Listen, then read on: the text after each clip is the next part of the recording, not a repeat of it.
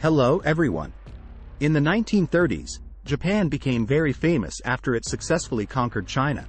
After their victory, they committed countless horrific atrocities, including the Nanjing Massacre, which killed 260,000 civilians. They used germ warfare to attack the Chinese people and conducted horrifying medical experiments. They also raped women and destroyed the lives of around 20,000 girls. From 1937 to 1945, around 10.2 million Chinese died fighting against the Japanese. Those grudges could persist for 100 years and still not be fully erased.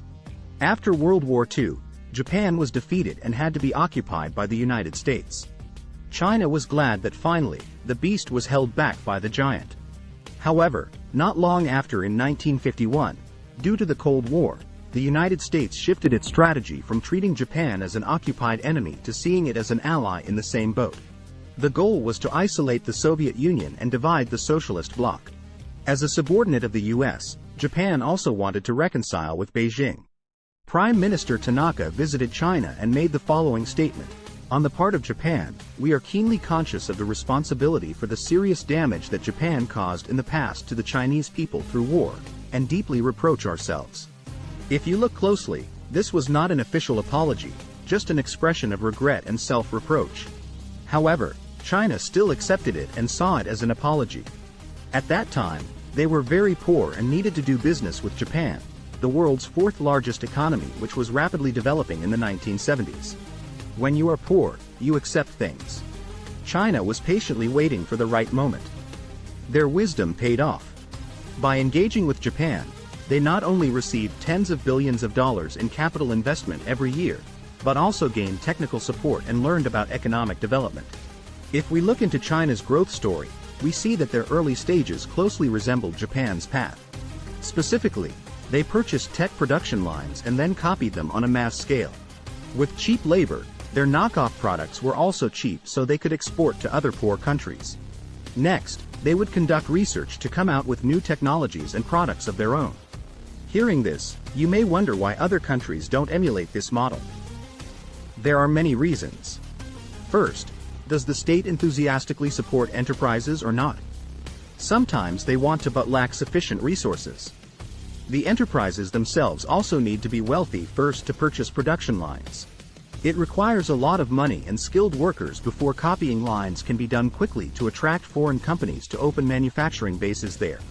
But when your country is poor and hated, who wants to come start a company? There are many other factors as well. Therefore, since normalizing relations, China has benefited tremendously from Japan and US investments. Conversely, those two have also gained countless economic benefits by accessing China's consumer market. By 2010, China surpassed Japan to become the world's second largest GDP. Instead of covertly buying technologies from Tokyo to copy, they have now become a formidable competitor in export markets. However, as both develop, they will have more things to exchange, leading to rapidly increasing bilateral trade. If it was only $1 billion in 1972, by 2010 it was $150 billion and today over $370 billion. In short, economically Japan and the US both have close ties with China. If one dies, the other will soon perish too. However, just because they do business together doesn't mean they can be friends. Relations between them can be described as economics hot, politics cold. There are many irreconcilable differences between the two sides. Firstly, on the emotional level, the Chinese people generally have a negative view of Japan, partly because their parents and grandparents suffered losses and grief from World War II, and partly because they are influenced by the media. According to some reports, over 200 anti-Japanese films have been produced, with many becoming very popular. In addition, the Chinese government has repeatedly criticized Japanese officials for visiting the Yasukuni Shrine in Tokyo. This memorial honors those who died in wars, including Class A war criminals executed by the Allied powers after World War II. The Chinese government believes this shows Japan's lack of regret over its past wartime aggression, and so it cannot be overlooked. Secondly, there is the dispute over the Senkaku, Diaoyu Islands. In 1895, after conquering Taiwan from the Qing dynasty, Japan conveniently annexed the Senkaku Islands too. After its defeat in World War II, Japan had to return Taiwan to China. However, the Senkakus remained unchanged. China did not dare to demand their return until hearing vague reports about oil and gas reserves in the area in 1971.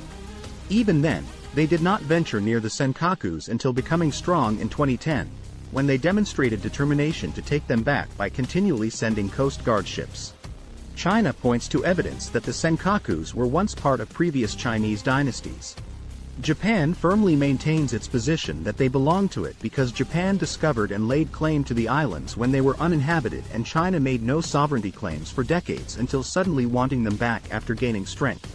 Clearly, Beijing intends to bully Tokyo, who cannot easily back down. From the other perspective, China also has its reasons. It believes that anything that once belonged to China must be returned to China. This stance helps leaders stir up nationalism and gain public support for their policies, including on the issue of Taiwan's sovereignty. In addition, having been defeated and humiliated by Japan in World War II, even the tiniest pieces of territory they want back serves to regain some lost honor and demonstrate that China is no longer the same as before. This is a source of national pride. Therefore, the tiny island chain carries great symbolic significance. Finally, competition between the US and China for international influence further complicates matters. As Washington's staunchest ally, Japan, whether it likes it or not, sometimes has to side with the US. For example, in 2018, when former President Donald Trump launched a trade war against China, although Japan trades the most with Beijing, it had to follow America's lead by banning Huawei and ZTE from government contracts. To put it simply, ceasing trade with China would also kill Japan, since for decades China has been its largest trading partner. The real issue between them lies elsewhere.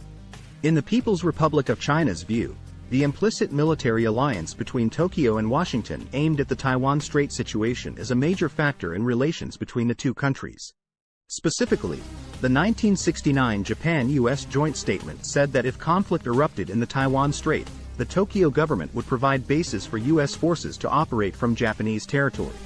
Also, like the US, Japan's strategic ambiguity is slowly changing over time. Tokyo has shown implicit support for Taiwan and appears to be opposing China. In 2021, former Prime Minister Shinzo Abe said that a Taiwan crisis is a Japanese crisis, and it is also a crisis for the Japan-US alliance. China's foreign ministry immediately summoned the Japanese ambassador in Beijing to protest, saying Abe's remarks expressed support for Taiwan and constituted a gross interference in China's internal affairs. What upset Beijing even more is that Japan plans to massively boost its defense budget over the next 4 years to a record $320 billion, meaning an average of $80 billion annually, double the 2021 figure.